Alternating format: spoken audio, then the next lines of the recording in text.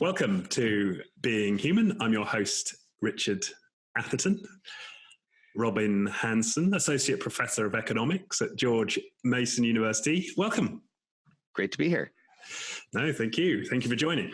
So I have had a fascination with your work since I first read Age of M, which completely blew my mind about the possibility of emulated human beings. And then now your more recent book, Elephant in the Brain, which again was fascinating in a different realm. I'd love to get into both of it, if we're both of them, should I say? I'll follow your lead. And then there's some other interesting points I've picked up from your blog, which we might get into. But before we blow people's mind with Age of M, which if it has anything, the material in that, if it has anything like the impact on the listeners it did me, then I'm sure that will be fascinating. And before we go there, let's touch on your latest book, Elephant in the Brain, which you co-wrote with Kevin Simler. And well, I suppose the line which really struck me from that book is this idea of we're outsiders in our own minds, right? That was a line from. Maybe you could just start with an elaboration of the premise of the book. So the key idea of the book is that you're just wrong about your motives for a lot of things. Okay. And the first third of the book is trying to make it theoretically plausible why that might be true, why humans might be creatures who could be wrong about their motives for a lot of things. But abstractly, that doesn't take you that far. It just means that in principle, sometimes you could be wrong. To convince you you're actually wrong a lot, we go through 10 areas of life, and in each area say, here's the standard story that people have about their motives. Here's how that doesn't work, or it makes sense of a lot of their details of their behavior. And finally, we offer an alternative explanation for the most common typical motive that does make more sense of those details, which is not what you usually think. Okay. So where's the best place to start of those 10? What's the most compelling for our audience potentially?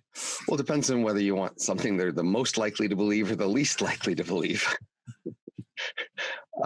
So if we start with something they're the most likely to believe, perhaps, right. We could start with, say, laughter, where we'd say, if you ask people, why do you laugh? They will mostly say, because it's funny, or be befuddled and not really know why they laugh, which you should be puzzled by because it's a big part of our lives. And the explanation we say makes sense of the details is that it's a play signal. That is, laughter is a way we say we're still playing. So animals play, and in play, they do stylized versions of real world behaviors like chasing and fighting, but they're not supposed to really hurt each other. And so they need a way to notice that if someone seems to be getting hurt, that they could laugh and say, no, nobody's really hurt here. We're still playing. It's all good. And humans play a lot with social boundaries and social rules. And so we laugh when we seem to be getting near the edge of something that somebody could think of as violating a social rule, violating a norm. But when we all kind of know nobody takes that seriously here, and nobody's going to be challenging you on it. And so this makes sense of a number of details, such as we laugh 30 times more often when we're around other people. When there's speakers and listeners, the speaker laughs 50% more often. Only less than 20% of the time when we're laughing is it anything like a joke. And we laugh at things like don't drop the soap in the prison shower. We often show a remarkable lack of empathy and concern in our laughter because, what's so funny about prison rape exactly? Well, the thing that's funny is that you and I aren't going to get raped because we're not in prison. So we feel safe. So I love the fact that 5 minutes into this podcast and we've hit prison rape. And so we often, it's a common refrain that people seem to violate social rules through jokes and laughter. And, somebody else might say, that's just terrible. And somebody else, then they would respond, we're just joking. Can't you take a joke? Don't you have a sense of humor? And that allows you to evade it. And we use laughter to evade rules, but not really. So for example, we have rules against insulting each other. But in laughter, you can play insult, and it's okay because it's just play insulting. Of course, play insults are effectively insults. If you point out somebody's major flaw while play insulting them, you did point out their major flaw. But it's okay because it's laughter. And so, of course, often we use laughter then as a way to evade the rules against doing things like insulting, because we can say it doesn't count because it's in play mode. Right.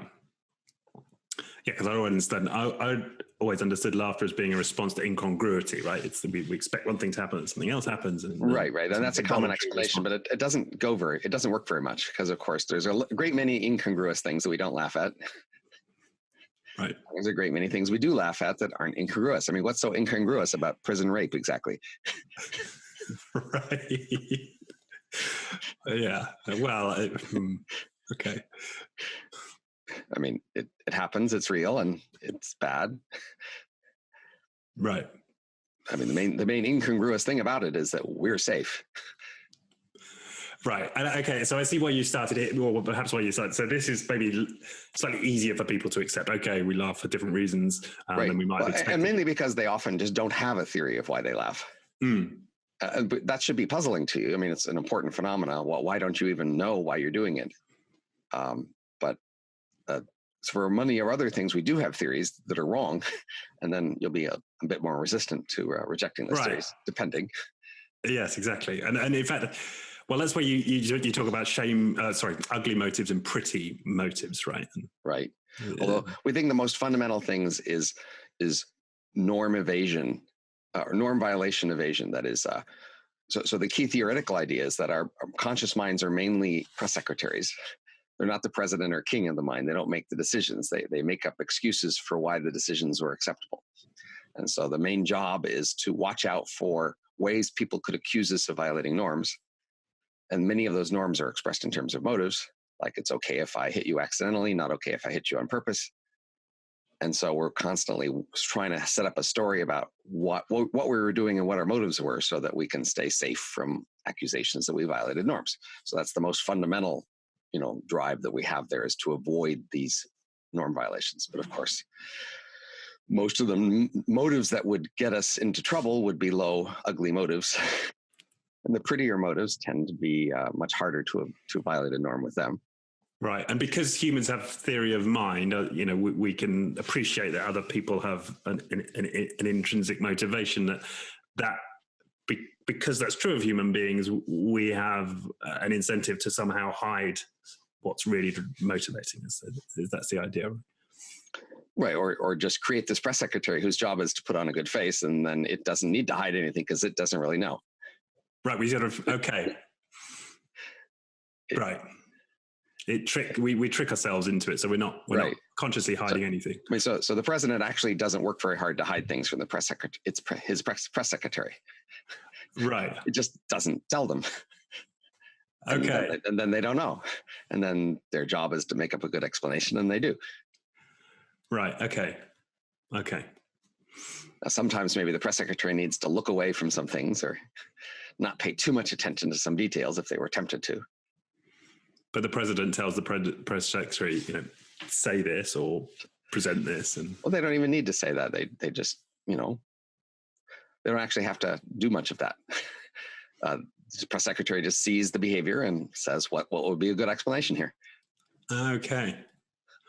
Right. Okay. Yeah. And, with giving the benefit of the doubt, what would be the most plausible yet positive spin on the behavior. And that's what we do to ourselves. We're looking for plausible, positive enough spins on our behavior. And so in that sense, we don't know. So nobody needs to tell us what to say. That's what our job is to make up stories. Right. Okay. So the press secretary is telling the world why it is we're doing the things that we're doing. Right. And that's humans are just in this habit of, so we talk about these split brain experiments that were done a half century ago, where brains were split, human brains are split in half. So there's two separate halves of the brain now that don't directly talk to each other. Each half controls one arm, one leg, one eye, one ear. And then you could tell one half of the brain, stand up, and then it would use its half of the body to stand up. And you could ask the other half of the brain, why did you stand up? And the consistent observation was they would always make up something that they confidently believed. They didn't really know why they stood up, but it was unacceptable not to have a reason to stand up. If you were initiating standing up, surely you had a reason. And so they would just make up a reason. But they weren't aware that they were making it up. It was just the natural thing to do, to have a reason for why you do things. And that's who you are. You are a creature who's ready to give an explanation for everything you're doing, whether you know or not. Right. And that's the press secretary's job, is constantly coming up with, this is why I'm doing this. And to make it appear that most of the time, to make it appear like it's coming from a pretty motive, from a good place. Or at least not an ugly one, at least not one that will get you in trouble for violating a rule. Right. And so what are some examples of that then, of the press secretary at work where we hide the ugly motive? Well, just the fact that you constantly think you have an explanation for why you're doing most everything. I can pick most everything you do and say, why did you do that? And you will have a confident explanation. And the thing is, you don't realize that you might be wrong. You're not very aware of the fact that you, in fact, might well be wrong about that explanation. Because in fact, there's a lot of things you do you don't really know why you do. Yeah. Yeah. One example of that was actually from the book, was that struck me was when we hold hands in a restaurant with our partner. Now that always, it's because I want to be affectionate with my partner, and I'm being nice, and it might also want to mark your territory. Right, that's it. It's a tie signal. This is telling the other males around me that this is my woman. Right, and of course, women do that too, mark their territory, and we do it, of course, much more in public than in private. Exactly, and I thought that's absolutely true. Sometimes I'll hold my partner's hand at the dinner table at home, but it's 10% of the time that I do it when I'm right. out in a restaurant. And that I'm totally not conscious of that. And if you asked me, well, why do I hold her hand? I'd say something pretty, like, you might say it's a message to her. You'd be less willing to acknowledge it's a message to all these other people. Right. And ultimately, is there a problem with that? So we were evolved to not know these things. So evolution guessed it was in our best interest not to know these things. So that means if we're in a situation that's similar enough to what evolution anticipated, we're better off not knowing these things. So by telling you these things in our book, we are doing you a disservice if you are, in the sort of situation that evolution anticipated for you. Now, so it might be that evolution didn't quite anticipate your situation. That is, you have a stronger need to know than it could guess. It could be that you are in a profession or a role where you especially need to understand people, like being a manager or a salesperson. Or it could be that you are a social scientist or policy analyst. Because most of social science and policy tends to take these standard motives at face value and do most of their analysis based on that. So most analysis of school that tries to reform and make school better assumes that it's about learning the material, and so works on finding ways to teach you more material faster that you retain longer. And for decades, education researchers have done that, and they've collected a lot of ways that, in fact, schools could help people learn things more, better, longer. But there's been almost no interest in adopting those reforms. And plausibly, it's because we kind of know that that's not really what we're there for. What we're really there more is to show off our intelligence and conscientiousness and conformity and modern work habits. And it does a good job of that. And if education researchers could be more open that that's really what it was for, they could focus their reform efforts on those things, and then we might be more interested in their reforms. So policy and social science has gone very wrong, we say, because it consistently, naively accepts at face value our standard stories about why we do things. So that's why we think our book is revolutionary or should have a big impact. So the book is classified as psychology, and it's been refereed and reviewed by psychologists who basically say, yes, the basic thesis is well known, and there's nothing new here in that, which is true. It's well accepted that people can easily not know their motives. What's not well accepted is that in these 10 areas specifically, we're actually wrong about our motives, and that's making policy and social science go wrong. So that's where there's the big impact, we hope, in convincing people that we are actually wrong about many specific motives that are big and important. Right. And how have you? But we've had trouble getting that sort of engagement. Yeah, that was going to be my question. Because it's classified as psychology, the policy people and the other people don't feel they need to engage it. Or maybe, we're not prestigious enough, perhaps. It's in somebody else's field, so why, what's the point? Right, and presumably if I'm an educational policymaker, and I'm being told that, the real motive of the education system is to, indoctrinate children into being compliant corporate citizens or something, and I don't want to go public and say that's been the agenda all along, and we were never really about helping kids learn. It's a huge psychological hurdle, right, for those people. Well, in any research area, there will be some beliefs or conclusions that will be pleasant sounding to the public and your patrons, even if the evidence doesn't support them. And all researchers face this choice, whether to embrace the pleasant sounding conclusions that their patrons and students and public would like to hear versus the ones that their evidence and research leads to. So we say, yes, that might sound better, but your duty as a researcher is to follow the evidence and arguments. And if that leads to conclusions that don't sound as good, it's your job still to go there. Right. But of course, they don't have to do their job because their job is just one of the things we say about what they're supposed to be doing, right? So, this goes back to research. What's the point of research?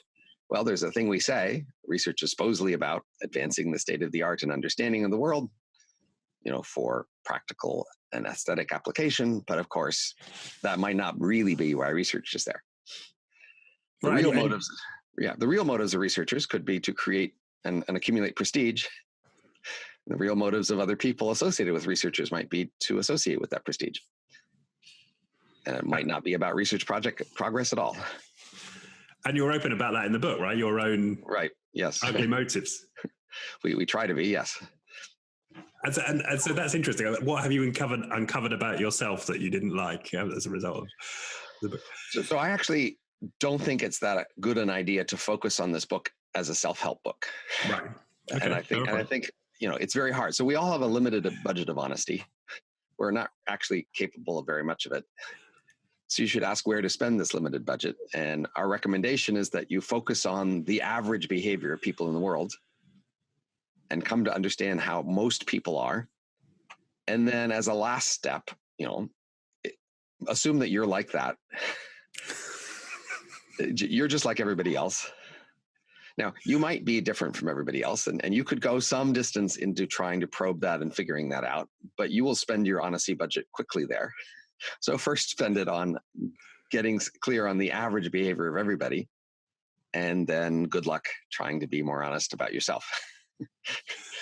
Right. Because it'll be really hard. You're all these things inside you will resist, and all these powers inside you will come up with excuses and explanations and then ways to believe that you're better than everybody else. Right. And you would say that's not so much of a cop-out, that's more about spending your honesty budget wisely. Right, because, from our point of view, if you're a policy analyst or social scientist, understanding yourself isn't really that important. It's not your priority. Your priority is to understand the typical person, because that's what your policies will mostly influence. Okay. So the way not to cop out is just start with the presumption you're like everybody else, and demand strong evidence to believe otherwise. Right. Okay. Don't be tricked into your giving yourself the benefit of the doubt or something. Hold yourself to a pretty high standard of what will it take to believe that you're substantially different. Right. But I have to admit, maybe it's a tendency in me. I tried to view this through a lens of self-help, and I was asking myself, okay, so Richard, you tell yourself you're doing this podcast to sort of bring a deeper conversation to the business world and society in general. Really, this is about prestige, isn't it? And this is about becoming better known and making more money. Yeah, if that would be your most plausible explanation for somebody else doing such a thing, then it should be your first cut guess at yourself. Yes, but you don't need to focus on that. there's not necessarily a lot to gain. So, I mean, what's happening here, of course, is the whole reason that we have these hidden motives that we're trying to defend ourselves against accusations that we're violating norms. So your subconscious hears this as an accusation against yourself, and its first response is to want to defend itself against that accusation, because that's really what your whole job is. Your conscious mind's whole job is to defend itself against these sort of accusations. So by hearing this and applying it to yourself, you suddenly have this huge crisis. Do I have to admit that I violated norms? And if so, what are the consequences of that for, all my relationships with people and et cetera, my reputation that I've been working all this time to defend myself against these violations. And here am I supposed to, like, in one fell swoop, admit to all of them? That seems quite risky, right? And of course, if you really push on that, your subconscious will come up with lots of explanations for why you're different and better. It's not like the press secretary resigns; they just work harder, or find the thing, and they might we'll dismiss this whole book, dismiss this whole field. Psychology's had a lot of problems with replications. We can't trust psychology. This is based on psychology, right? You can't believe any of that stuff.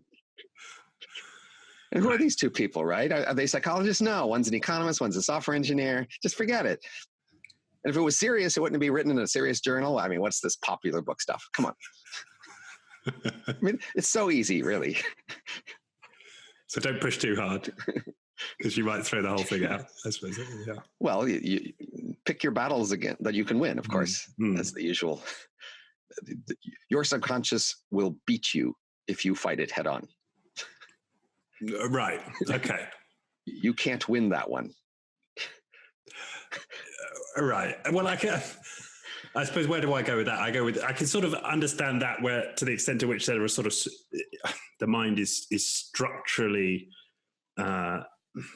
configured such that that's a battle you'll never win. But then I think there are specific sort of aspects of my own subconscious that I've delved in a therapeutic sense and got some resolution there, which have had lasting benefits, I believe. So it's like, so for me, it's worth going there, but maybe it's, as you say, pick your battle. One at a time, perhaps. So pick one of these areas and try to get more honest about your motives in that particular area. And then as you consolidate your gains there, then you could move on to another one. And as you've consolidated your gains in that second one, go back and look at the first one and see if your subconscious subverted everything and pulled you back to the status quo, or whether you actually, retain those gains. Right. The other domain you picked up, which caught my interest, was art and how we evaluate art. Would you like to say a bit more about that? Yeah. So the standard story that we say about art is that it's about the experience art produces. So music or movies or painting, or even a decoration of a room. If it's artistic, we say, well, the reason it's artistic, the whole point of it, is the experience it produces them. Now, that might be an experience of beauty, but there are many other kinds of experiences that art might produce inside you. But the whole claim is that art produces artistic experiences, and that's the point of art. So the reason you might buy a painting is that you can stand in front of it and see the image, and that produces the experience in you. And that's the standard explanation that we give in our society for what art is for. Now, there's a number of features of art that don't entirely make sense from this point of view. First of all, we care a lot about features of art that don't affect the experience. We want to see the original painting, not a copy. If the Mona Lisa burnt to ash, we'd rather go see the ashes than see a replica of the Mona Lisa. We care about how many artists produced a thing. We care about whether the method was difficult and the materials were expensive. So before photography, people really valued highly realistic paintings. And after photography, they didn't value those realistic nearly as much, because it was much easier to produce. And so they went in the abstract direction. Today, lobster is a delicacy, and we enjoy the experience of lobster especially. But, a century and a half ago, lobster was so plentiful, there were rules against serving it to prisoners too many days a week, as it was so cheap. It's still the same taste, but we value the scarceness of the thing. So we could say more plausibly what art is a way to, from the creator's point of view, show off capabilities and abilities to create experiences. And on the other side is to show the discernment to tell which kind of art produces which experiences and which kind of art is difficult and hard, that reflects well on its maker. And this helps understand a lot of the features of art that don't make sense from the point of view of it just being a way to produce an experience. Yeah, that we care about how difficult it was and how rare those skills are. Yeah. And we switch around what art we treat as important as we switch which things are difficult and which kinds of skills we have come to value. Centuries ago, most art was canonical in the sense that the artist wanted to be like the best artists and to be very similar to them and to become this ideal artist. And in the last century or two, we've much more switched to idiosyncrasy and authenticity, that each artist is different. And we want each artist to find the striking difference that they have and emphasize that to create unique, idiosyncratic art. Because that's the kind of abilities we more value today. We less value becoming part of a standard package that you are like a bunch of other people who are really good at something, and we more value each person becoming different in a unique way. Right, which explains why we value modern art often, which seemingly requires very little skill. Little skill of the common sort. That you might, easily compare people by which they might be standardized, say brush stroke control or something. And we emphasize the skills by which they might be quite different. And why do you think and so why do we have a problem not just accepting that and saying, well, we value things that were hard to do? Well, fundamentally, our distant ancestors had a norm against bragging. And this is causing a lot of these hidden motives, because a lot of what we do is, in fact, bragging. And since we're not supposed to brag outright, we have to brag indirectly. Humble brag, as they might say. And so you have to have other reasons. So, the obvious reason to be an artist is to brag about your artistic ability, like your reason to be an athlete, reason to be an intellectual. But since you're not supposed to be bragging violates norm, you find these other reasons to be doing what you're doing and indirectly brag. Yeah, and similarly, you're not supposed to be admiring a braggart. You're not supposed to appreciate a braggart. You're supposed to resist a braggart. And so if you admire someone who's bragging, you have to have another excuse for what you're admiring. It isn't the bravado and the braggart, it's something else. And of course, it's even better if they can pretend they're not bragging. Right, like the athlete who stands on the Pogram, I do this to inspire the next generation of ... sport, right? Right, building team skills, working together, health. I'm doing this to make my family proud. Or national unity, sure. Yeah, in fact, we just heard that with the English soccer team. Indeed. The World Cup yesterday. You're right. And and from our manager, it was all about uniting the country and bringing different parts of England together. And celebrating excellence. Which, of course, on the other side is bragging about your excellence. Right. And he's talking, and his desire to make, I don't want to pick out one individual because of course we all do it, but his desire to have an impact, in the game, not. Well, right, sure. And wanting to have an impact, of course, is a fine way to focus outside yourself on. But of course, what you're actually doing is focusing on the fact that you are having a bigger impact than other people. And you are able to have that impact that speaks well to you.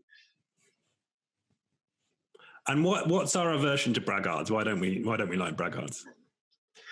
Well, there's a great book called Hierarchy in the Forest by Bohm from a couple of decades ago now. But the basic story is that human foragers, the way we lived for 1 million years until 10,000 years ago, were quite egalitarian.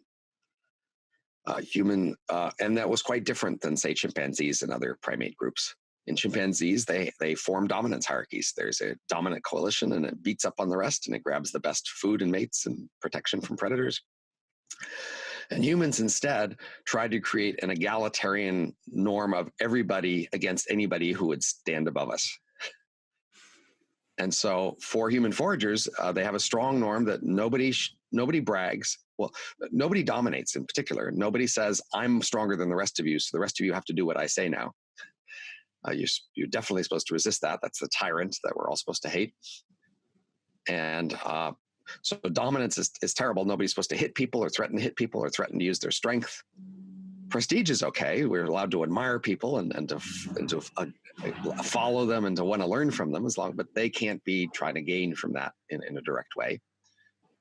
And so we're supposed to share food. We're supposed to even, do things to hide who's a better hunter or gatherer so that we aren't trying to show that. And any way that somebody seems to be trying to put themselves up higher than other people is very quickly knocked down. Among the foragers that we've seen who remain nearest the ancient lifestyle in the last century, they are very fiercely egalitarian and fiercely looking out for any tendency to brag or to put yourself up, especially to brag about your ability to dominate.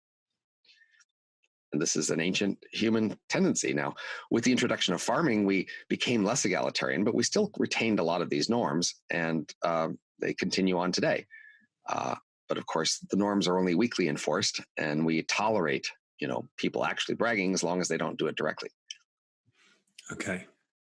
Like the football manager who says it's about having an impact in the game, and sure, of course, no impact. Okay.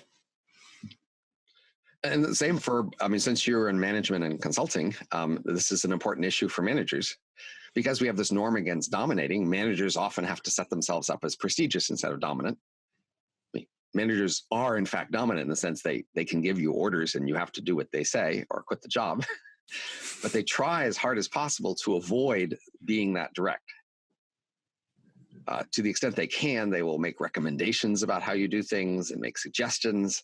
And instead of showing off their dominance, like showing off that they can make you, scrub the floor with a toothbrush or whatever, they just try to project prestige. And so we hire managers who are articulate and handsome and charismatic and admired in as many ways as can be, so that people will then naturally follow them with prestige, because each person who's the subordinate of a boss doesn't want to be seen as submitting to dominance. So they'd rather be seen as following prestige. So it's in their interest to find something about their boss to admire so that they can avoid the sense that they are submitting to dominance. And so because they're also beholden to the norm. Exactly. And so that's why many people might think that most bosses are bad and that most people are bad to have bosses, but their boss is okay. I mean, it's similar with politicians as well. Most people think that most politicians are corrupt and it's bad to be under their thumb. But of course, my politician's okay and I like them. And that's the way we often deal with dominance. We pretend it isn't dominance. We call it prestige. Right. And that's why it's often the taller, more handsome candidates win the race. Right? Okay. And so, it's a role for management. That might be true. Right. So this is a role for management in the sense that one of the main roles of management is just to be prestigious enough that people can willingly submit to your dominance and not call it dominance. And it's not necessarily about the orders you give or the plans you make or the, speeches you give or the strategies you pick. It could just be about the fact that you have the features that qualify you to be prestigious, and that qualifies you as someone they can submit to without shame. Wow. Which could be one explanation for was it Kahneman who first discovered that the correlation between CEO performance and company performance was actually very weak. Right, but you still pay the CEOs a lot, and they're still important because maybe it's less about what they do and more about just who they are. Right. And it takes a special, I can see now that many of those qualities might be associated with their ability to protect prestige, and there's something about being resilient in the stress of that role. Right. I mean, it's in fact, it's a hard role. I mean, the demands we usually put on such people in such roles are really quite large. So being able to handle those demands with grace and charisma and confidence shows a lot about someone. Most of us wouldn't handle it very well. Right. Yeah. I mean, this is a, yeah.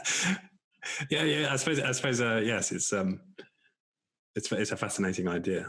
So, we could easily do a sequel to this book in the sense that we cover 10 big areas of life, but there's probably at least another 20 or 30 that we could cover. And of course, there are many in business that you could focus on. There are many hidden motives in business, no doubt. We've just talked about one sort of the hidden motive of what you hire a manager for, what managers are for. But there's a great many others. For example, what are meetings for? Because it's been widely observed that people seem to spend too much time in meetings, getting too little done for the purposes they say meetings are for. And there's some other plausible explanations about what meetings are really for. Like reaffirming everyone's commitment to a particular political coalition and who's in charge.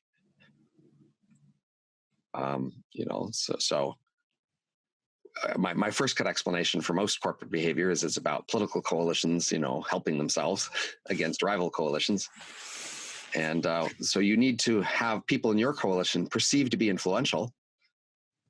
And so if you have meetings, you want your people at the meetings, and you want their claims and their influence to seem to be strong. And you want everybody to seem to acknowledge that, so that everybody seems to acknowledge that your people and their influence and their positions are the accepted ones. And so, it's related to say why you might have less telecommuting. Telecommuters might be more productive at their local task, but they're less effective at projecting the influence of your coalition in the workplace because they're not there at the formal and informal meetings where people are gaining the perception of who's in charge. Right. And that's one of our primary motivators in the workplace. And we tell ourselves, I'm about having an impact in the world, or making the world a better place, right, or, serving the customer, or, improving the quality of the workplace for my colleagues. Sure. Right. And in fact, I'm seeking to climb a dominance hierarchy. Right. Though, of course, again, when we talk about the motive, it's not the only motive. So we should just admit that almost any big, complicated area of life, there's thousands of relevant motives, and they all have some degree of influence. And there's the motive we say it isn't the only motive. It's just what we kind of suggest is the strongest, most commonly strong motive. And then the other motive we're pointing to is what we say is instead most commonly the strongest motive. But that doesn't mean it's the only one. And that's in a sense why these other motives work as excuses, because sometimes they're true. So like we say, the dog ate my homework works as an excuse because there really are dogs who sometimes eat homework. The dragon ate my homework doesn't work because nobody believes you have a dragon who made your homework. That doesn't ever happen. So, all these other motives you mentioned, they are to some degree true, and they vary by context, and that's why they can work as excuses. Because you can prove that in one case it's not true. And sometimes it's true. Like sometimes the dog eats the homework. Okay, and that's the thing. This could be the value of a book to a manager, is to be cognizant of that.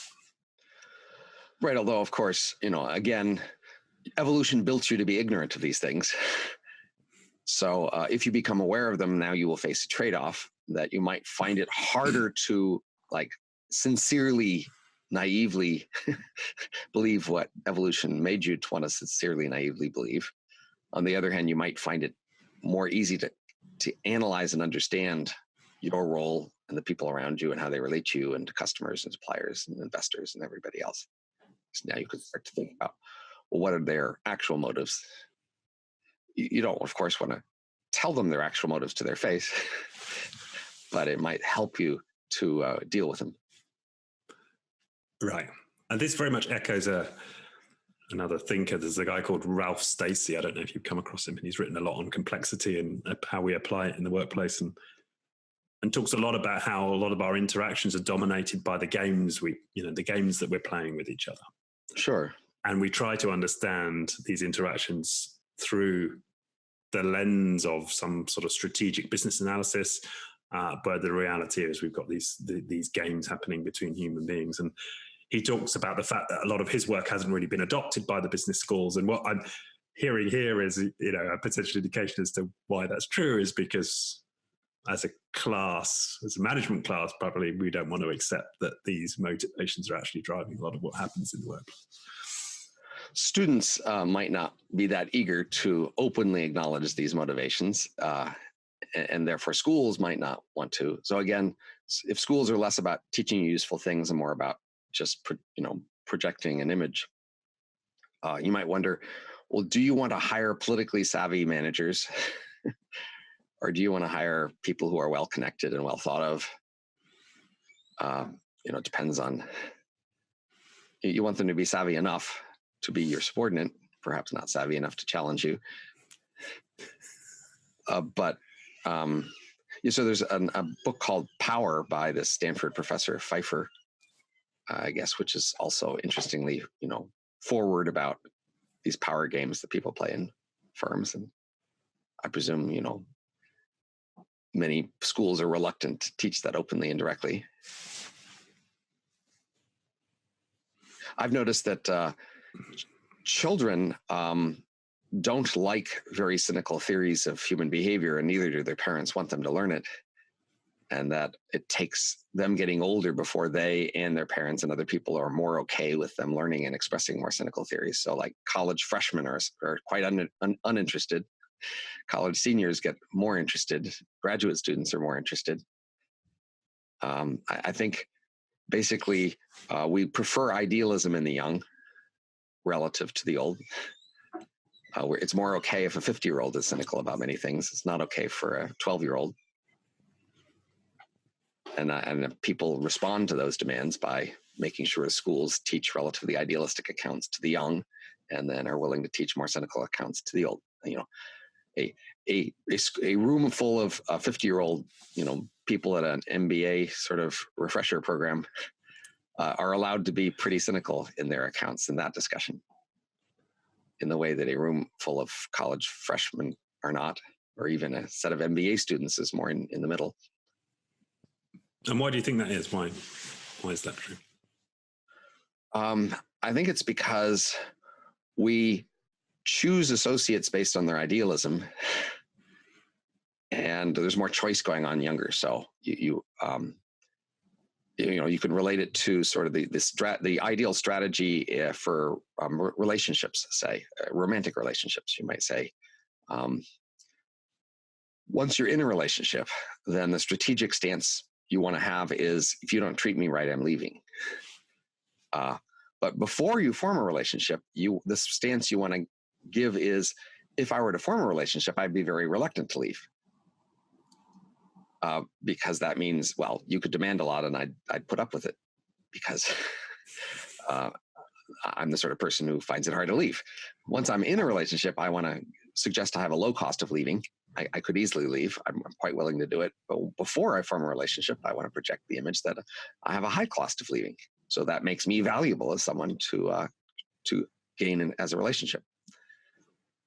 And so early in life, as generally before we formed many relationships, romantic, business, neighborhoods, clubs. Later in life is when we have the relationships and we are trying to negotiate for better treatment within them. And so just in general, we have this strategy of seeming more idealistic, which is, in large part, having a high cost of leaving or betraying relationships. And later on, we want to suggest we have a low cost. And so early on in life, idealism here, I'm correlating with the idea that you have ideals about how people in relationships are supposed to treat each other. And you would be very reluctant to deviate from those ideals. And therefore, one of your ideals, of course, is you don't break relationships easily. And you would find it hard to break a relationship. So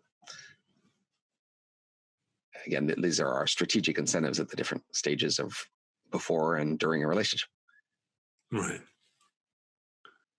And what comes to mind here is the the transition of people often being more left-wing when they're younger and becoming more right-wing when they're older? Is that another? Sure. Right. So, I mean, stereotypically, the left wing is more expansively inclusive of who it's concerned about and more idealistic about how we should treat each other, say more egalitarian. And the right is more protective and wary of outsiders hurting insiders. And so the right is going to draw a smaller circle around the ones it's going to protect and be more suspicious and even, conflict with outsiders to protect the insiders. And you can see how those would be. Again, once you're in a group, that's different than when you're trying to attract somebody to a group, right? Right. Right. So when I'm young, I'm not in a group yet, and I'm trying to convince a group to include me. And so I have to seem that I'm open to them, to that their interests are my interests, that their interests, that they could be good people and trustworthy people and people I would enjoy interacting with. And so as young, I want to seem that I could join anybody, that I'm quite open to a great many people being reasonable people and good people to join. And then I would, I don't already see them as outsiders that I distrust and then I'm going to mistreat. It's like, I'm wonderful, you're wonderful. Right. We could easily be together on the same team. Whereas later on, when you have your team, you're more trying to assure the people on your team that you have their interest at heart and you will protect them and you are suspicious of outsiders. Right. So you're more likely to entertain ideas that people aren't good. The outsiders, definitely. Yeah.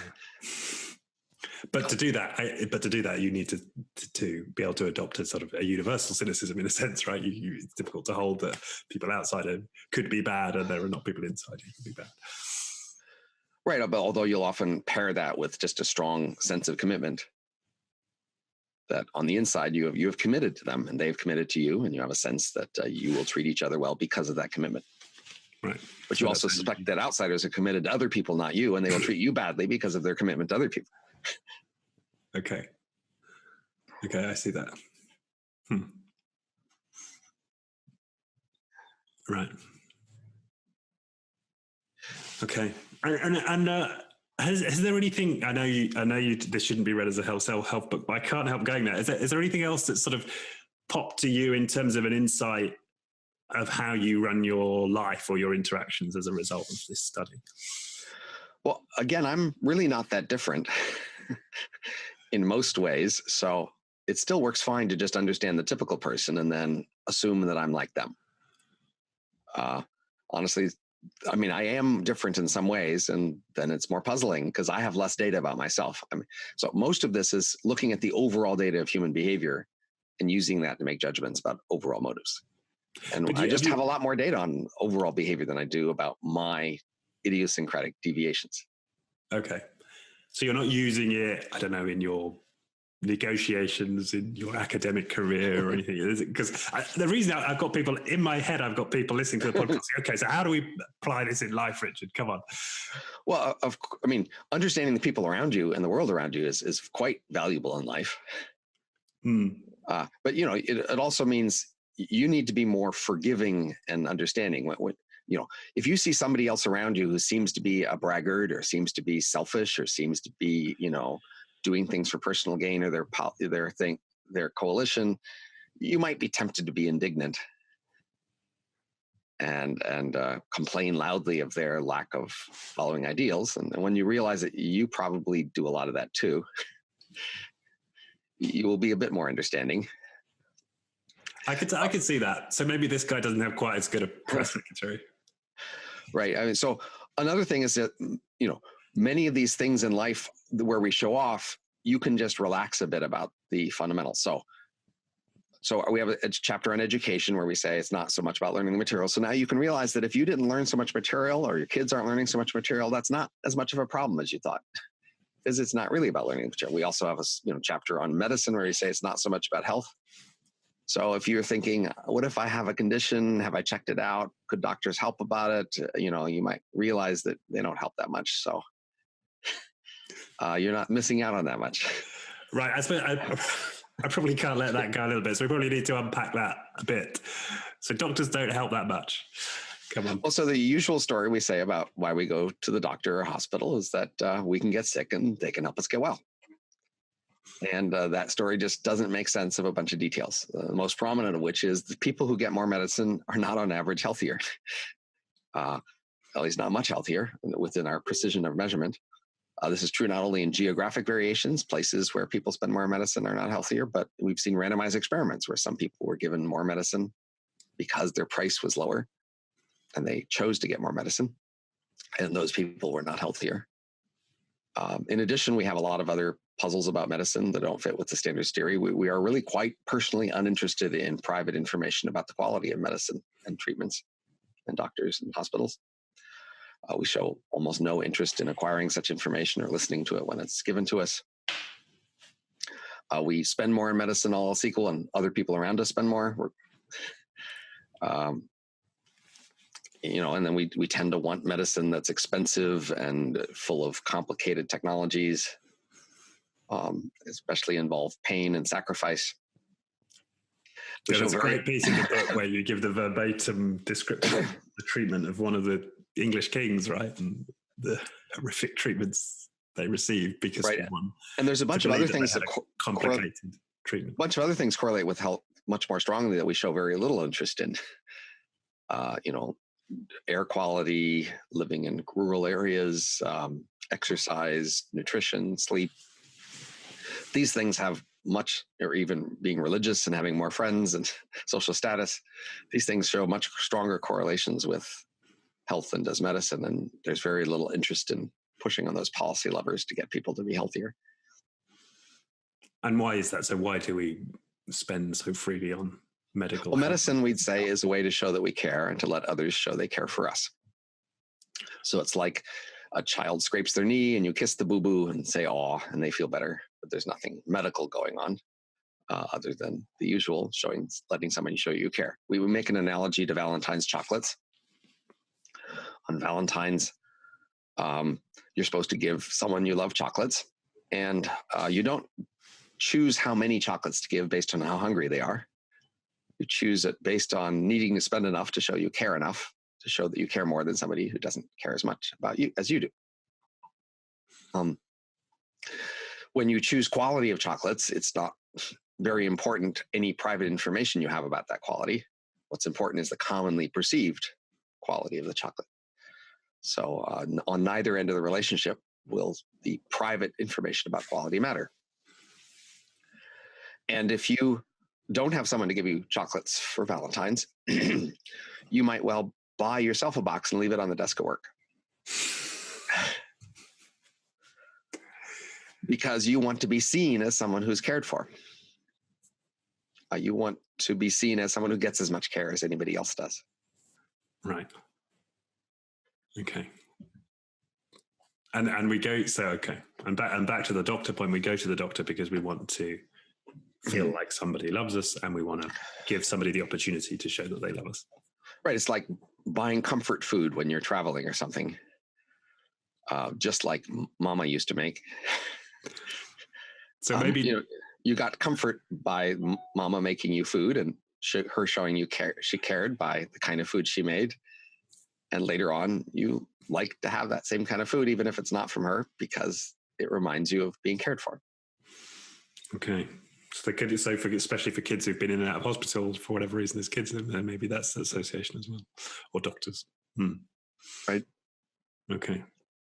So maybe what can we learn from it? It's okay to go to your doctor and say, "Hey, forget the drugs, just give me a hug." Well, if what they used to do wasn't a hug, they have to do whatever other people get and whatever you used to get. That's an in your mind signal that you were cared for. So a scowling, aloof doctor could show care if that's what you always got to show care, and what everybody else gets that shows care, then that's what shows care for you. Right. Fascinating. And then the other thing, we've touched on education a little bit, but the other statistic that I thought was interesting, that was 80% of education. There was a study that suggested 80% of education was signaling, right? That So I have a colleague, Brian Kaplan, who has a book out called The Case Against Education, and he tries to itemize this, but it's a complicated question, but that's his best guess, that in terms of, explaining why people who get more school are paid more, you can split that into the fact that people who go to school show they have characteristics they always had, and the characteristics that are changed as a result of school. And apparently, most of the reason people who get paid more for going to school is that they are showing features they always had. They are not creating new features. And so that doesn't mean that you shouldn't go to school. It doesn't mean you shouldn't send your kids to school. It means that collectively it's a bit of a waste. If we could all cut back together, we could all be better off. Right. So one obvious solution there is to stop subsidizing it so much. Right. At the state level or as a parent. Exactly. Well, I mean, collectively subsidizing it, you personally are in an arms race, and you may need to subsidize it if the other parents are subsidizing it. So this is a common observation across many of these things, where we're signaling is the motive of our behavior, then we are doing too much collectively. And if we could collectively cut back, we'd be better off. But of course, often we push political systems to do the opposite because we're more individually trying to show our concern about something we all think is a good thing. Right. Yeah. So we should subsidize medicine less as well. But still, we do the opposite. And we go out of our way to show our devotion to the opposite because we are individually less trying to make the world or the nation better, and we're trying to show that we are the right sort of people who have the right sort of attitudes to show loyalty to our allies in the political world. Yeah. Yeah, I can say that. Yeah, that's a difficult. Yeah, it's a difficult arms race to de-escalate. Yeah, how do you de-escalate from that position? Well, I mean, part of it is that if we could all admit these things were going on, then we could take policy responses based on that admission and make things better off. But of course, we're in an arms race to, instead of admit what's really going on, to show how we're each more idealistic than the next guy in politics. And so we're not very inclined to admit these things collectively in our political forums. And I suppose, yes, by understanding this, at least that's the first step. The more people understand that these are the games that we play. Right. And I don't know if we'll ever get a majority of people to accept or understand these things, but I do think maybe it's time that a minority can understand and pass that on. So one disturbing observation is that if you look back in history, you will find smart people making observations like the ones we make in this book over and over again in many contexts. So these are apparently insights that many people have discovered over and over again through the centuries. And unfortunately, it seems like they mostly have to rediscover them rather than learn from people who told about them in the past. So a key question is, can we finally start to accumulate insight about this by having, a set of experts who know about it and can pass it on to the next set of experts, even if everybody doesn't learn it or admit it. And, honestly, so you might say, what if there's a 20-year-old and they say to you, look, everybody's been lying to me all my life, telling me all this stuff. It doesn't make sense. Where can I go to find out what's really going on? We would like there to be a book where you say, well, you really want to know what's going on? You sure? Because you might not like it, but if you really think you're sure, there's a book. And so actually what happens more is that in each particular area, the people who know that area best tend to come to these more cynical conclusions about typical motives. So, people who have been educators for their lifetime or been doctors for a lifetime, politicians for a lifetime, they tend to know about the hidden motives in their particular area. They know, of course, not to say it too publicly because there are incentives against that, but privately they will mention it to others when they think others are privately willing to hear that. But that means we don't collect the knowledge that in lots of different areas, we all think this. And to realize it's not just your area, it's all these other areas too. And then to have a way to pass that on.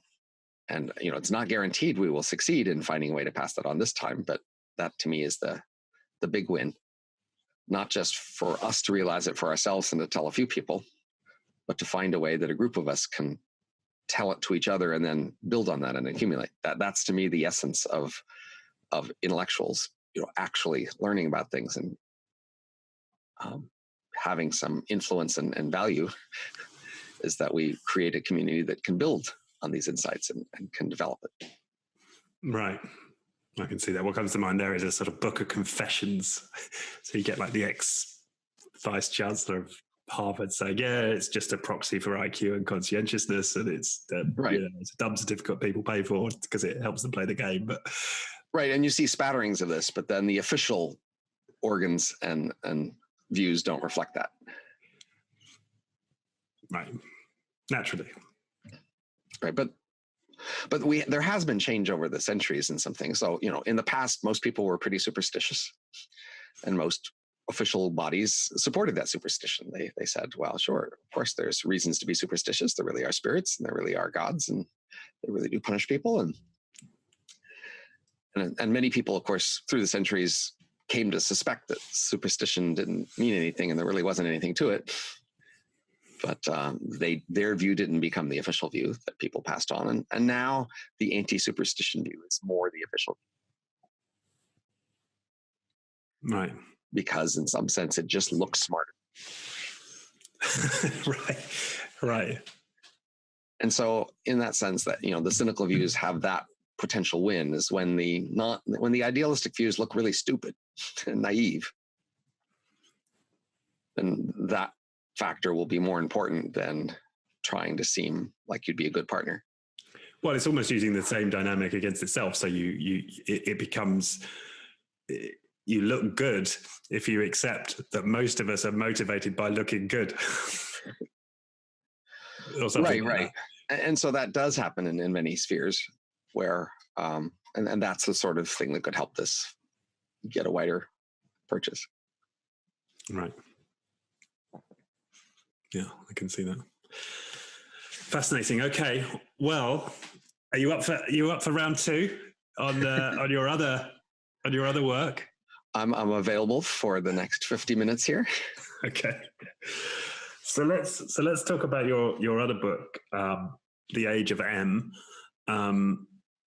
and which is a book about what society might look like, or a society of emulated human beings might look like. So maybe let's start with, should we start with the definition of an M and how we get to an M and build up from there? Well, sure. So the general idea is that eventually we'll have robots as smart as people, and then that will make a big difference to society and the economy. And we're wondering what that world would be like. And one way to do that is to break out the future robot scenario into different scenarios based on the kind of technology that makes it happen. And so an M is short for emulation, and that's a kind of way we might get smart robots.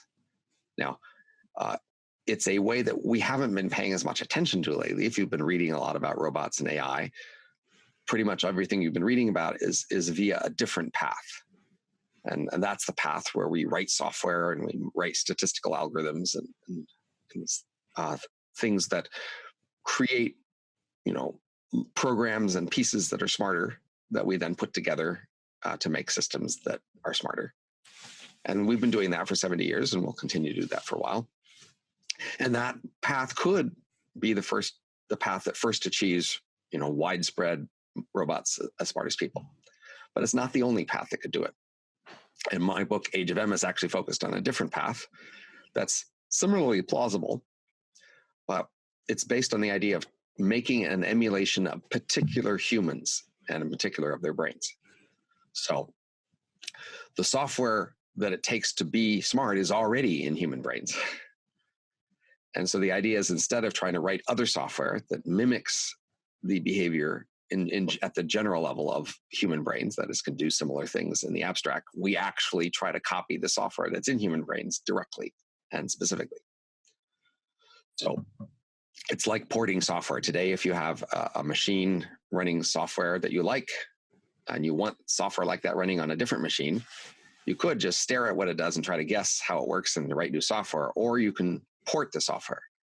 And one way to do that is to write an emulator on the new machine that makes the new machine look like the old one to the software. And if you can do that, you just move the software. You don't have to understand it. You don't have to rewrite it. So the goal is to do that for the human brain. So to do that, we need to basically emulate the cells in a brain, how they work. So we can take a particular human brain and scan and see where all the cells are and what type they are and where they're connected, and map that all out. And then to make an emulation of that brain, we just need to know how to emulate each cell in terms of how it takes signals in, changes state, sends signals out. So if we can combine those two things, we can have a bunch of models of how the cells work. Excuse me. And a map for the whole brain. Then we could make a computer model of the whole brain that has the same input-output behavior. It signals in, and then a signal goes from one cell to the next cell, and the next cell, and changes the state, and propagates through and produces the same behavior. So if you could hook that up with artificial eyes, ears, hands, and mouth, then it would act the same way in the same situation as the original. Now, we're nowhere near able to do this. And to do this, there takes 3 technologies to get good enough. None of them are there yet, and plausibly they could take another century. But another century is actually faster than some ways to estimate how the other more standard approach will succeed. And so it still might happen first. We might have brain emulations before we know how to write software and statistical packages that can replace most everything humans do. But isn't your contention in the book that it's actually more probable that this will be the route? We'll get to emulations before we'll get to sort of super AI, right? Or even just human level AI. Well, I find that plausible, but it's important to mention that the book's theme is about what would happen if we had emulations. Yeah. And so there's a set of topics that I'm not really focused on in the books. One of them is arguing for exactly when we'll get there and the relative probabilities of different things. It just seemed the main thing I need to say is just likely enough to be worth having a book on. Right. So if it was worth having 100 books in the future, it would be worth having a book on the future that had on a scenario that had a 1% chance, because you could fill up 100 books that way. So I just think this definitely has at least a 1% chance. I actually think there are reasonable arguments why it's more likely than the other one, but you don't have to buy that to think this is a book worth considering and analyzing, because you want to just consider a lot of scenarios. So it's also not a book about philosophy. So when this idea of brain emulation comes up, mostly people are attracted to the questions about when it would happen or whether it would be more likely, and they're attracted to philosophy questions about, well, if you made something, would it be conscious or is it just a machine? And if you made an emulation of me, is that me or someone else? And people have just done those to death for a long time. And I thought they neglected a different question, which was like, what would actually happen? How does the world change? And there's been a lot of fiction embodying characters who are emulations. But of course, it's almost never an attempt to make a realistic description of what the world would be like. It's an attempt to make a dramatic story, which is a fine purpose. But I wanted to know what would actually happen. What would this world look like? And in particular, it seemed to me that it was possible to say that. So I've been around futurists for a long time. And a lot of futurists are tech futurists. That is, they know technologies like computer science or physics or biology. And they use their knowledge of those technologies to imagine future technologies and when they might appear and what form they might take. And then when it gets to thinking about social implications, like how does the world change as a result of these technologies, a lot of tech futurists tend to assume that there's nothing you can say. Because like when I was a physics undergraduate, I was basically told those people in that social science building over there, that's bullshit. They're making that all up. They don't know anything. The real scientists are over here with real, lab equipment and real mathematical theories, and that other stuff just is nothing. And so a lot of tech people have been told that. That is, social science is just not real as a science. It doesn't exist. And therefore, since it doesn't real, it can't really tell you about the social implications of anything. And therefore, you can't rely on it to figure out social implications. So if you're wondering about social implications, you might as well just use your own intuition and guesses. And that's the best anybody can do. And so that's what most tech futurists have done, is just apply their own social intuitions to what they think would be the social consequences, as if that was the best anyone could do. And as I have become a professor of economics, and then I realized that social scientists know a lot, and it's possible to say a lot about these scenarios with using social science. And so I think the division of labor is for the technologists to guess at which technologies might appear when and in what form, and for the social scientists to say, what happens then? What are the consequences? And so this book is primarily written to show that it's possible to say a lot. If you take a well-defined, specific technology scenario, we can run with that. We can turn the crank and say, well, how does the world change? Because we know a lot about that. And so my first priority in this book is to overwhelm you with how many things I can say. which certainly, which is why I talk about it blowing my mind. I'm like, man, yeah, this is a detailed description of an entirely plausible world, which is so far from my current experience, but yet is not science fiction. This could happen. And that was what was so sort of thrilling about reading it for me. And I want to inspire more people to do things like this, to say we could work out more scenarios and work out their consequences. But in order to show that, I really tried to overwhelm with detail. And then that comes somewhat at the expense of readability. Yeah, it's a pretty dense book. Yeah, you take some commitment. Right. It doesn't have as much of a dramatic story arc. It's not some overall argument where I'm arguing for a few major conclusions. It's mainly, the conclusion is, you could say a lot about a scenario like this. The way to convince you of that is to say a lot. Yeah. And so, the largest scale conclusions that you can draw are ones you should have expected anyway, had you thought about it, which is just, given how different our world is from our ancestors' worlds, a future world will be quite different as well. And you might nod and think in the abstract that's true, but you don't really believe it in some sense until you see a very concrete, worked out way of that. Because what you kind of might want to do is assume a lot of details will change, but the fundamental things that you like about your world won't change. But those things can change too. So many people have noticed we've had some trends over the last few centuries, and they like to think of those trends as fundamental and things that won't change. So a lot of, the increasing wealth per person, which has led to increasing leisure, increasing art, increasing travel, increasing attitudes in many ways. And so a lot of the attitudes over the last few centuries, many people like to attribute to moral progress. We've just discovered moral truth and their ancestors didn't know. But more plausibly, most of them are actually due to our increasing wealth. It's increasing wealth that makes us more interested in democracy, less interested in slavery, more interested in larger scope institutions and larger concerns of the world, makes us less fertile, less warlike. These are consequences of our increasing wealth, and many people celebrate these and they imagine futures where these continue, which of course is plausible in the short run. Star Trek futures, the culture novels, where our descendants get even richer, get even more fulfilled, authentic, moral, democratic, etc. But that's just not guaranteed in the long run to be the trend. It's only been true for a couple of centuries, and that's mainly because we've had a lot of improvement in technology and social organization, but we have not had much improvement in reproduction in terms of the speed and cost, at least. We can't make babies faster or cheaper than we did 1,000 years ago. And that meant, since we can only make babies so fast and we can make the economy grow faster, their wealth per person has been increasing. But as soon as we have a new technology for making reproduction of things like people, or that substitute for people, then the wealth per person can fall all the way back down to subsistence again, where it was through most of history. And so that world need not continue with our attitudes and trends. And that was one of the shocking claims of the book, is that in an emulated world, it may well be the case that we drop to subsistence level, right?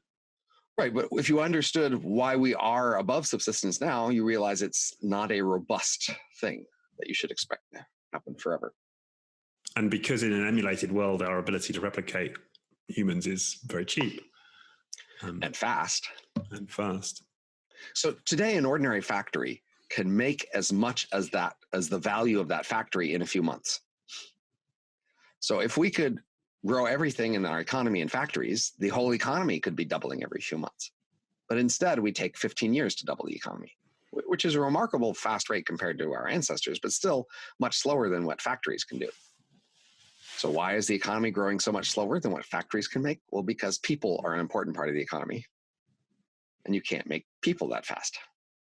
But as soon as you can make something that substitutes for people in a factory, well, the economy could grow much faster.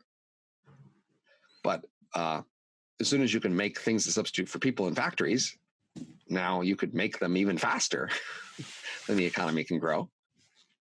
And so wages could fall. Now, this doesn't mean the people are miserable. I mean, it's good to be rich, not so good to be poor, but it's just not true that living at subsistence is a total hell and you'd be better off dead. It's not even true in most of our actual history. I mean, it might have been true at sometimes in places, but it's even less true for these emulations because they live and work in virtual reality mostly. And in virtual reality, they never need to have any hunger, pain, disease, grime. Their bodies are always beautiful. They can be immortal. They have, challenging intellectual jobs. They aren't digging ditches. And so the main thing that subsistence wages does, it means they have to work most of the time. They don't get as much time for leisure. But their work is mentally challenging. And again, their bodies are beautiful. They don't need to feel pain. It can be an engaging life for them. But a poor one in the sense that they don't have much spare money to afford spare time. Right. But they could still suffer depression. You talk about. Of course, as can we. And as we do. It's actually not clear that poor people have mental illness rates higher than rich people. It's actually quite surprising to modern mental health professionals when they go to poor countries, they find much lower rates of most of the mental illnesses that we report in rich countries. I mean, I went to Africa for a gap year when I was 18, and that was one of the things that struck me about traveling in Africa. It's very little mental illness. Yeah, I mean, I wasn't making a study of mental illness, but just how happy people appeared. And of course, in my mind, it's like, well, these places are poor, or why are they miserable? Right. I mean, I think in some senses happier. That was my impression. Was right. Well, happier. I mean, there is this overall correlation with happiness where being wealthy seems to make people happier. That seems consistent. Now, they don't have richer people don't have more meaning. They have more happiness. So the difference between meaning and happiness is just depending on the scope you're asked to consider. So if we ask you, how do you feel at the moment about yourself? Then that's happiness. If we say, how do you feel about your whole life or just some wide scope? Then that's more meaning. And poor people actually do seem to have as much or even more meaning as rich people, in part because they're more religious, which seems to give a lot of meaning.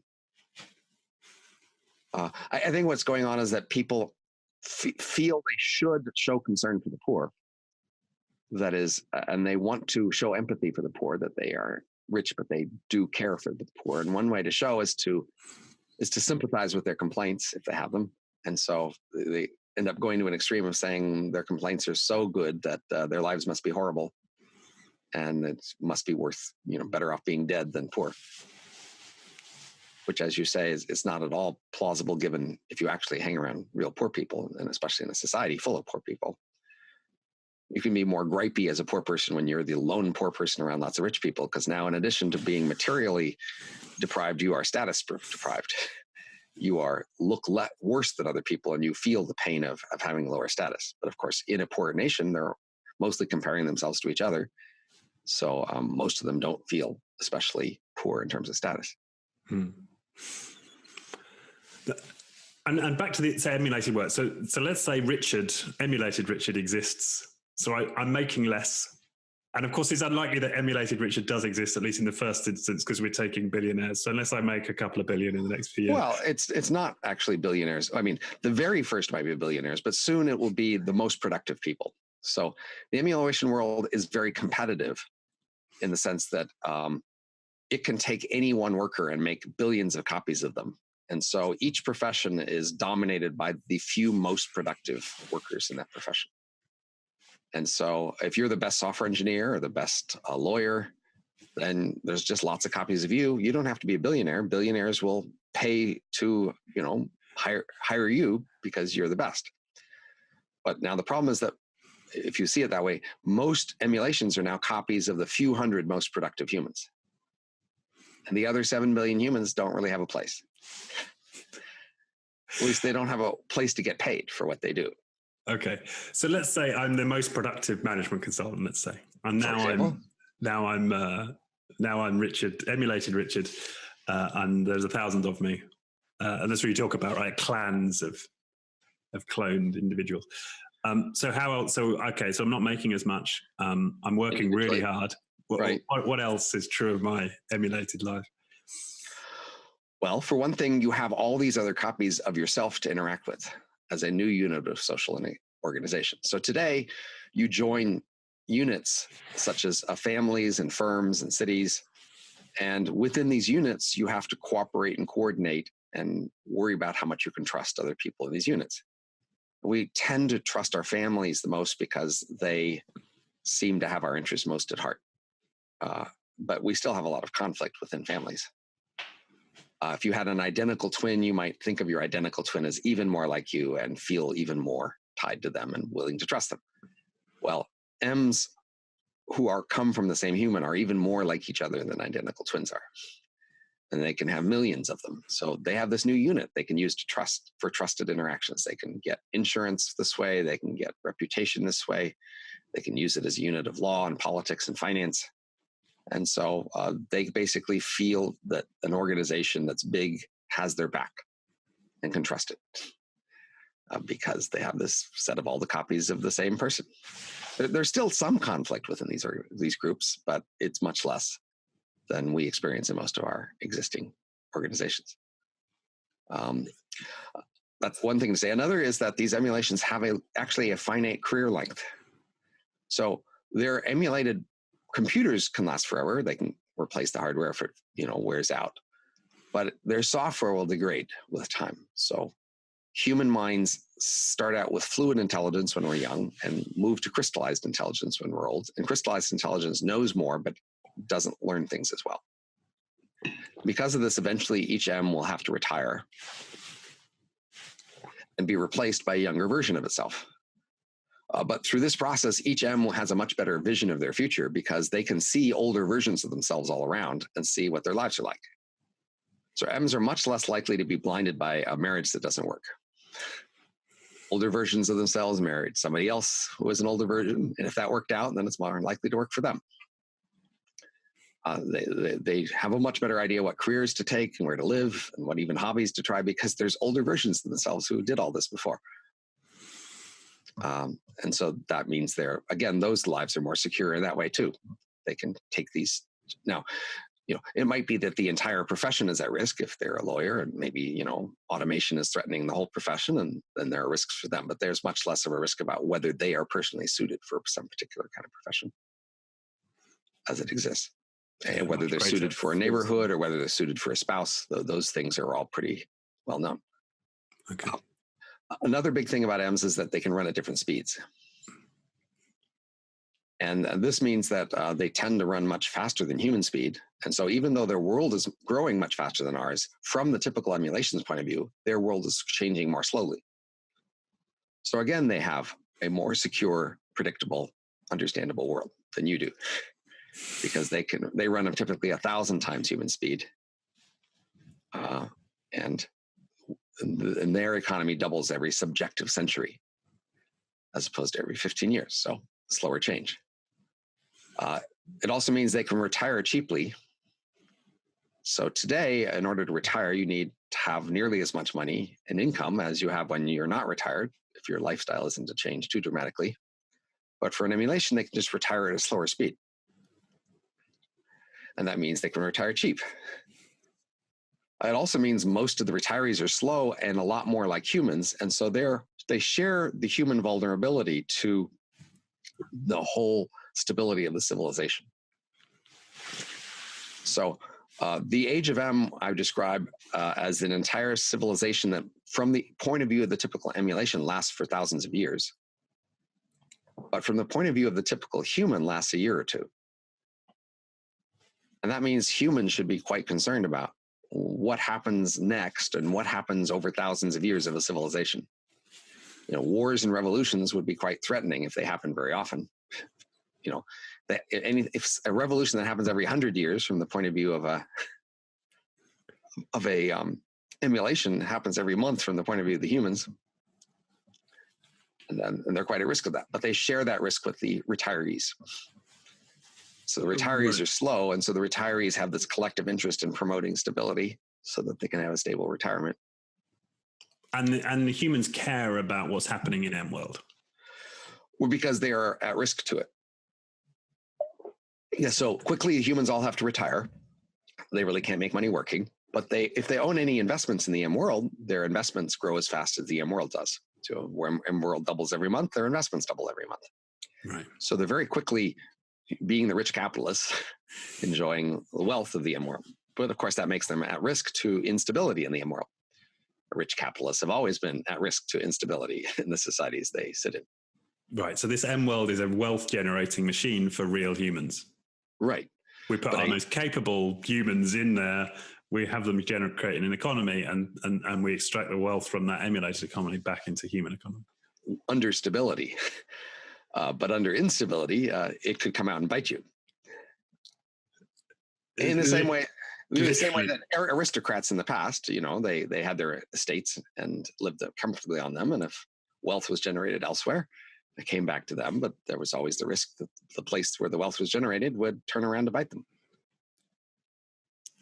So humans need to be, to tend to this M world, along with the emulated M retirees. Yeah, the M retirees in. Right. So they have a common interest in promoting it, but honestly, they don't have that much influence overall. They might want to. You can imagine them trying to make sure it's very much under their thumb or even enslaved. But I just can't see that lasting very long. Right. And are there similar risks? So people obviously worry about disobedient AI in the way we think about AI in terms of physical robots. And is there a risk of disobedient M's? Well, I mean, the M's are very human-like, and so it does work to think of them in human terms. And so you might just ask, what happens when your children or grandchildren disobey you? Is that a possibility? Is it likely? Well, so far in history, it's been pretty likely.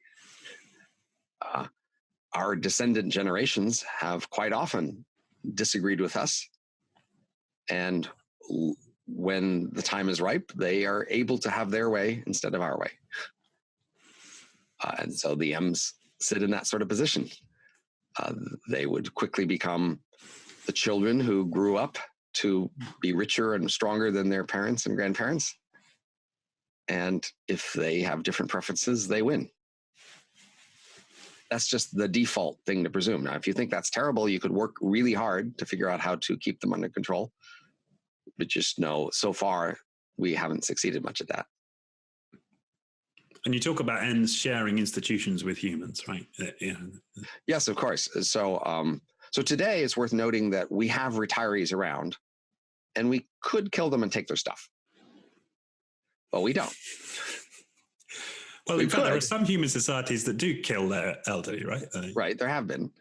And often the elderly are, enculturated to accept that and find that it's, to find it intolerable to be a burden on the younger generations and to willingly end. In fact, there's a great story when I was living in Africa of a tribe, and they took one of the elders out and tied them to a tree to have them eaten by lions. And then one of the villagers passed by the tree a few days later, and the guy's still there, and he hasn't been eaten by the lions. So they had time and bring him back to the village, and it was another 5 years. Misjudgment. Okay, well, that sounds like a story that you're not quite sure to believe. Indeed.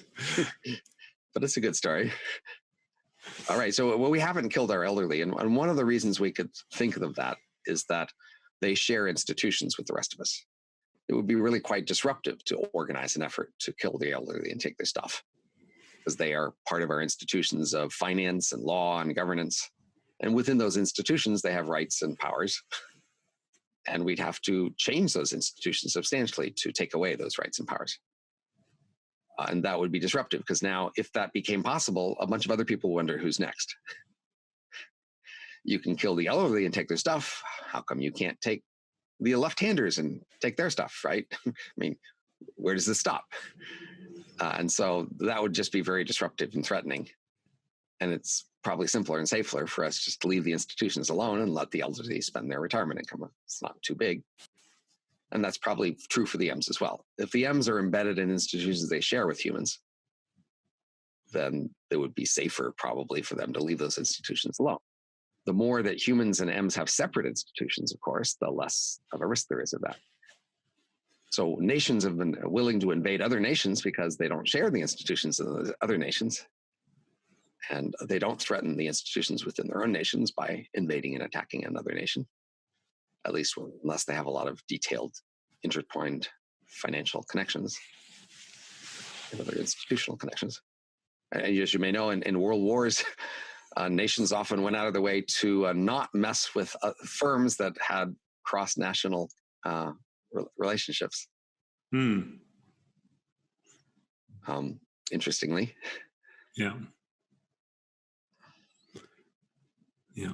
And there's a statistic about McDonald, right? You know, is it still the case there's never been a country that's gone to war where they've both got a McDonald? Yeah, I don't know. So you asked, another big thing you can say about the M world is they're mostly crammed into a small number of dense cities. And this is another reason why humans can be left alone. Because if the M's were really eager to spread out across the earth and take all the land, well, the humans would be in the way. But the M's are really eager to cram really close to each other into a small number of very dense cities. And as a result of this, they're not really very interested in most of the places that humans are. It's mainly because M's can commute much more cheaply. So for us to move around a city, we have to move ourselves physically, and that gets in each other's way when we're trying to move. For the M's, they can have a virtual reality meeting where they see themselves as in the same room, but they didn't actually have to move their brains. They can just send the bits that represent where they are in the room, etc. And so that allows them to interact with anybody in a city much more cheaply. They don't actually have to move there. They just virtually move there as if they had moved there. And so that's why the M's can really cram together into a small number of very dense cities, which would then be very hot. So, trying to cram as much computer hardware into a small space as possible would be a huge priority. And so cooling all that hardware is a huge priority. And so in fact, I estimate, the M's spend as much on the space for cooling pipes as they do on the space for everything else. Cooling pipes take up half the volume in the city. And actually, they spend as much on energy and cooling as they spend on the hardware. So energy and cooling are more important in this economy than they are in ours. So cooling pipes is a hot, high-tech future in the M world. Right. Or perhaps we put them under the ocean. Well, even then, you'll have to do the cooling pipes. I mean, it is quite plausible that you might do that in order to gain access to more, coolant. The ocean so far has turned out to be a very harsh environment for putting physical devices in. So unless they find a way to, make that much better, they would probably stay with land. But they might stay right next to the ocean and have seawater pulled in through the cooling pipes, even if the rest of the city is not under seawater. Right. And what about the culture? I mean, do we expect it to be much like ours in terms of the sort of mixed economies, governments, and some level of free market? Is it more? Yeah. How do you see? So, I'm trying to use as many cultural levers as I can to understand it. Of course, we have a limited number of levers in understanding culture. But one lever is the one I already mentioned, the fact that we see these predictable trends about how cultures change with wealth, individual wealth. And so you expect those changes to be reversed will go back to the kind of cultures that are more common when people are poor. Another thing is that because most everybody's in a few big dense cities, it's a very urban culture. And the differences between nations and cities disappears. They are city-states. You also have a much larger population, so you have much more fragmentation of, today you might live in a big city and say, I couldn't live in a small town because there's not enough going on there. Well, their cities are so much bigger than yours. They would say that about your cities. Far more variety of suppliers and kinds of restaurants and kinds of recreation activities and kind of clubs. It was vastly larger, more variety of those things possible because their cities are much larger than yours. Make London look like sort of backwater. Exactly, indeed. Town. So the typical group size actually has an interesting pattern across history. I don't know if we have a theory for it, but ordinary primates before humans, they might have a group size of, say, 5 or 6 or something, 6 or 7. An ordinary group size. Human group sizes were around 30, which is roughly the square of 5 or 6. And then farmer group sizes were about 1,000. Small village area, that's the square of 30. And our group sizes are typically more about 1 million. The size of a small nation or a big city area, which is the square of 1,000. Project this trend forward, you say the next unit is the square of 1 million or 1 trillion. You'd say the typical M city size is 1 trillion, which is 1 million millions. 1 million cities of 1 million crammed together. Much larger and more dense and intricate. We have a bunch of dimensions by which cultures vary, so we can predict that some of these dimensions of cultural variations are ones that just make sense in terms of productivity advances. So, say a time orientation. Some cultures have an event orientation and some have a clock orientation. The clock orientation is just an obvious win from the point of view of an advanced industrial economy where you need to coordinate a lot of activities. And so you can easily predict M's would continue to have a clock orientation about time. So I go through a number of those things in the book about some dimensions that obviously would continue. Similarly, some cultures have more of a literal orientation about how they use words and commit and promises, and others have a much more context-dependent orientation for what it means to say you'll meet at 3 or yes, I'll do this. Well, in a more formal, economy with more formal contracts and more distant relationships, it makes much more sense to be more literal about these things. So, that sort of thing would continue. So again, there's a number of those kind of dimensions of culture that you can just walk through one by one and predict that some of them have a predictable value for that. And are you making predictions about the impact of this society, which is almost exclusively very high IQ, high conscientiousness, right? Individuals who are then cloned multiple times? I mean, presumably that's quite hard to predict exactly how that would affect. Well, so the clans, as I call them, these groups of people, all of whom copied from the same individual, that's one of the more unique parts of this world. So I did struggle to try to envision the consequences of that. They would rely on those institutions more. They would also just tend to make work teams and copy teams together. That's a straightforward prediction. So today, say at a franchise like McDonald's or something, you try to set up the franchise so you could create standardized teams that every McDonald's have the same sort of team. But there's a lot of variation because, the fry cook will be a certain sort of personality in one location and a different personality in another location. You have to do a lot of local adaptation to have a standard team structure filled with unique variable people. But for the M's, they can take a team that works better and literally copy the whole team.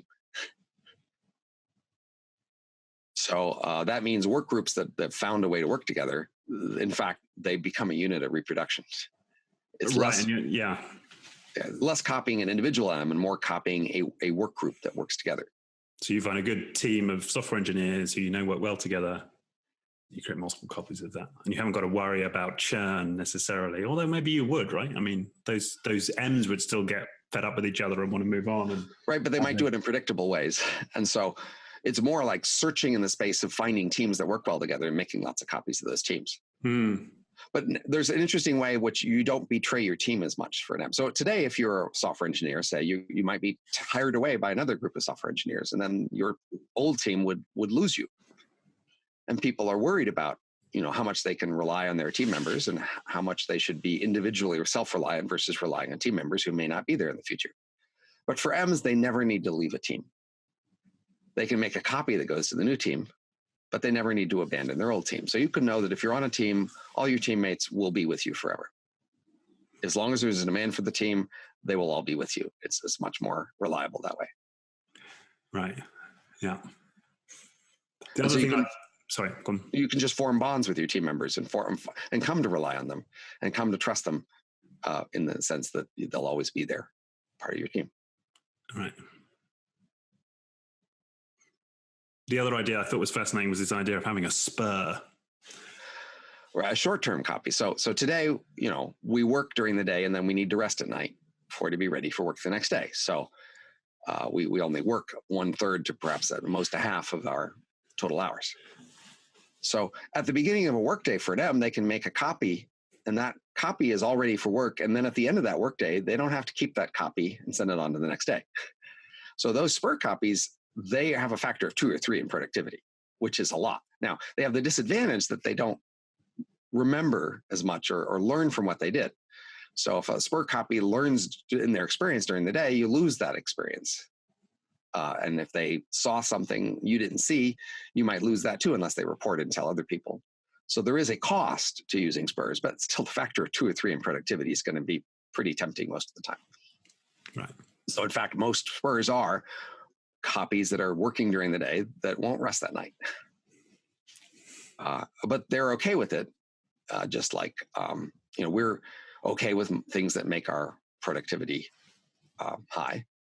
So now, many people imagine this as a creature who has a short life, and this is terrible. And so I make the analogy to imagine you went to a party and you took a drug that meant you wouldn't remember that party the next day or ever after. You might, at near the end of that party, say to yourself, I'm about to die. This person tomorrow who continues, he's not me because he won't remember what I did at this party. You could take that attitude, or you could take the attitude, no, I will continue tomorrow. I just won't remember what I did today. Both of those are valid possible attitudes, but I just predict the M's will take the analog of the second of the second attitude. These spur copies could say to themselves, I became a new creature when this copy was made, and I will have a short life and then I die, and I hate that. Or they could say, I will continue on. I just won't remember what I did in this branch of who I was. And it seems obvious that they will take that second attitude because that will get them to do this. It's not because it's philosophically correct. It's just the attitude that makes them get along. Right. Yeah. Yeah. So stepping back, I think, it shows you a world that's about as alien as you're ever going to see. Yeah. That is, you can see pretty alien worlds if you look back in history, and I recommend you do that. But once you've seen the alien worlds in history, if you want to see new alien worlds, you have to look toward the future. And you're often tempted to think that like these changes are permanent from the past and your way is going to last forever. So to really appreciate how your way might not last forever, it helps to see a vision of how your ways could end. And the future could reject your ways and do things quite differently. And it's not the march of moral progress whereby everything you do is the best way ever and it'll last forever. Many things you do are idiosyncratic to your time and place. And they didn't do them before you and they won't do them after you. Right. And so that helps you see your place in history and your place in the world. And it could be you don't like this world. And if it happened, you want to change it somehow. Great, go for it. I mean, that's one of the advantages of studying the future rather than the past. You do have more of a chance of changing the future. You just have to be well calibrated about how large a change you could plausibly produce. If you underestimate how big a change you can make, you won't be ambitious enough. But if you overestimate, you will waste your efforts on changes that are larger than you can just manage. Right. And so I think if you look in history, if you ask what 1,000 years ago, what could somebody realistically have done to make our world better? They could certainly have done some minor things, but changing the entire structure of society, that was probably beyond them. And similarly, you might think if this world is coming, you probably can't change the overall structure of the whole society, but you can make some things better for some people. Right. And you're committed to being part of this, right? As I understand it, I would choose to be part of it if that was the world. Oh, certainly over death. Right. But from my understanding, you have made a choice to be frozen upon your death, and assuming there's an 80% chance of your I'm a brain not being destroyed. I'm a cryonic customer, and and I want to be revived as an emulation. I think that's the earliest thing that would be feasible, and it's probably the right thing to do that rather than try to wait. And then that would make me a candidate for being part of this world.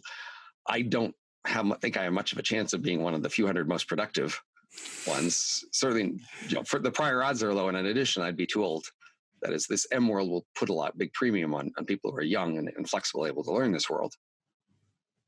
You want the people with the fluid intelligence, right? Because you can't sort of, maybe we can at that point re-engineer someone back to having flexible intelligence. But there's only a few hundred people who have been frozen so far, and only a few thousand people who have signed up for it. So unless that changes dramatically, people like me will be quite unusual and unique. So we'll have a place as some sort of historical monument, or So maybe you'll be preserved, as one of the early humans who took this step. I can imagine, grade school classrooms would bring in some people from the old to talk to them, because, just as a way to expose them to history, you just bring in a few of these ancient people to chat.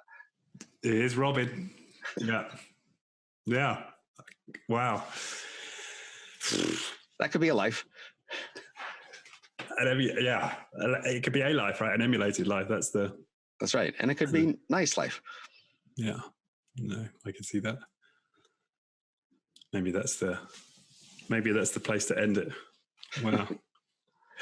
It's not soon. It's not, plausibly in a century or so would be roughly when this would happen. It's not right around the corner, but then neither is the other kind of AI right around the corner, contrary to what you might have heard.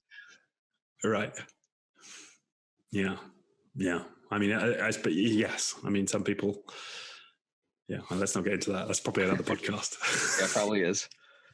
Well, we're coming up on 2 hours here, so it's probably time to end. But I've enjoyed the conversation, and happy to talk again sometime if you want to talk about it. I loved it. It's a fantastic, and hopefully I've given people a taste of M world, but it feels like, there's so much richness in it. I hope somebody will write fiction based on it, but I'm not well placed to write fiction, at least. That's what occurred to me. It's calling for a book to write. The story of of Robin in M world. But even as a book, it will be strange in the sense that most future fiction is set to be a morality tale. So it's set to be like our world and echoing similar morality issues. Yeah. And a real future will just be so strange that your familiar morality issues won't project very well onto it. And the morality issues of those characters will not be familiar to you. And so it will be less engaging as a morality tale, which is mostly what we like our books to be. Yeah. But it could still be an interesting book to read. Fantastic. Well, let's hope somebody writes it, and maybe that will be the next time we can analyze the book. I'm happy to help anybody trying. All right. Well, thank you so much for your time. It's been a fascinating conversation, and maybe we'll speak again. Take care for this time. Thanks so much. Thanks, Robin. See you. Bye-bye.